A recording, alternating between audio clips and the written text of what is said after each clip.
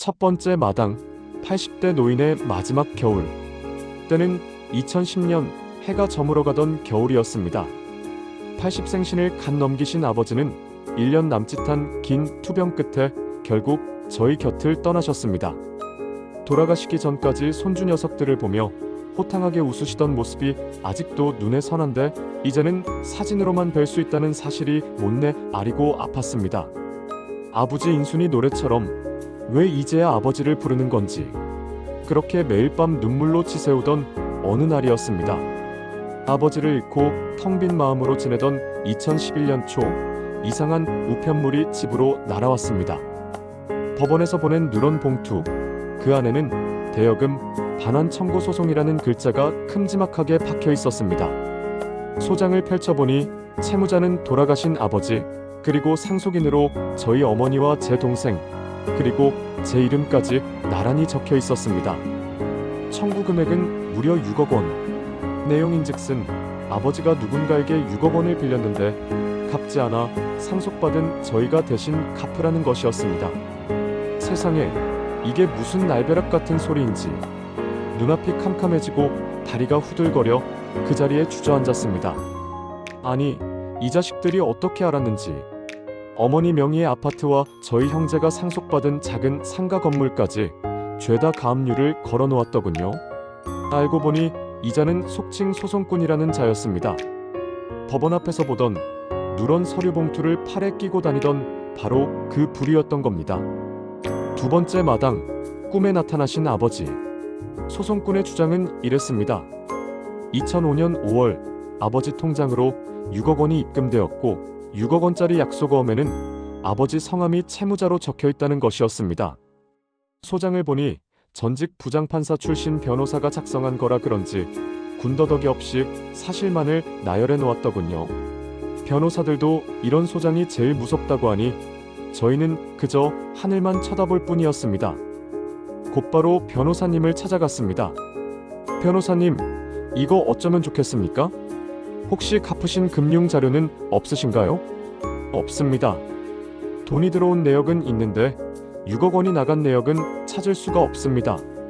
10년도 더 된 일인데 현금인지 수표인지 어떻게 알겠습니까? 변호사님은 난감한 표정으로 말씀하셨습니다. 아무래도 이런 경우엔 불리합니다. 약속어음까지 있으니 그래도 시간을 벌 테니 증거 자료를 한번 찾아봅시다. 그때까지만 해도 아버지 서재를 정리할 엄두를 못 내고 있었는데 그 일이 있은 후 이틀 밤낮으로 서재를 정리하기 시작했습니다. 책이며 서류며 아버지의 흔적이 묻어있는 물건들을 만지며 눈물을 쏟아냈습니다. 그런데 그날 밤이었을까요? 꿈에 말쑥한 정장 차림의 아버지가 나타나셨습니다. 너무나 생생해서 진짜 아버지가 제 앞에 계신 것 같았습니다. 야, 걱정 마라. 증거 많아, 증거 많아.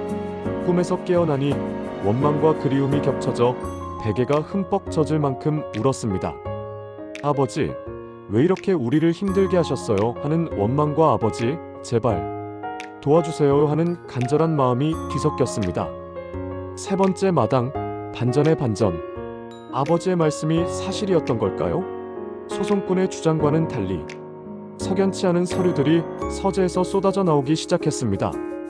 첫 번째 증거, 각 은행의 10년치 금융거래 내역을 샅샅이 뒤져보니 소송꾼이 아버지에게 돈을 빌려가고 이부이자를 내다가 다시 원금을 갚은 거래.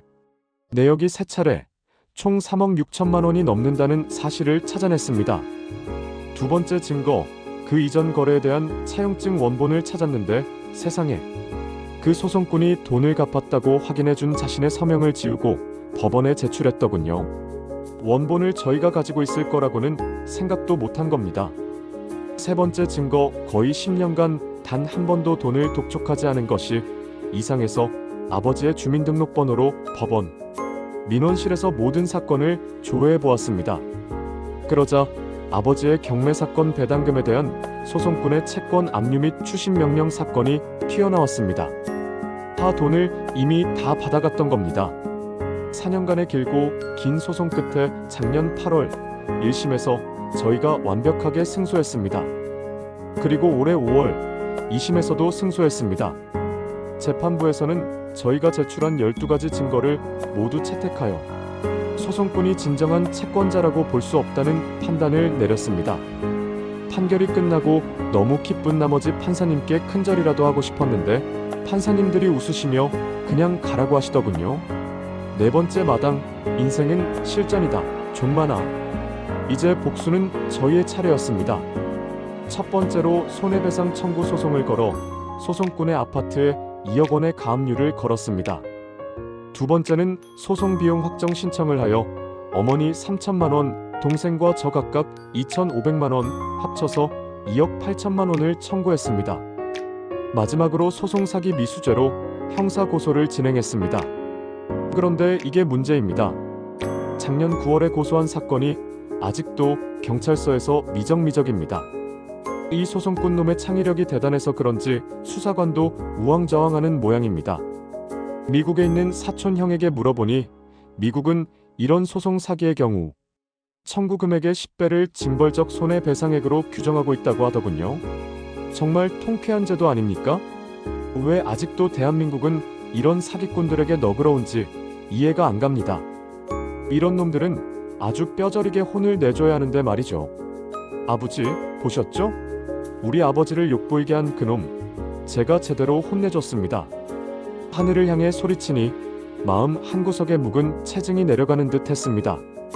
아버지의 영정이 걸려있는 방에서 아버지를 꼭 닮은 제가 환하게 웃고 있었습니다.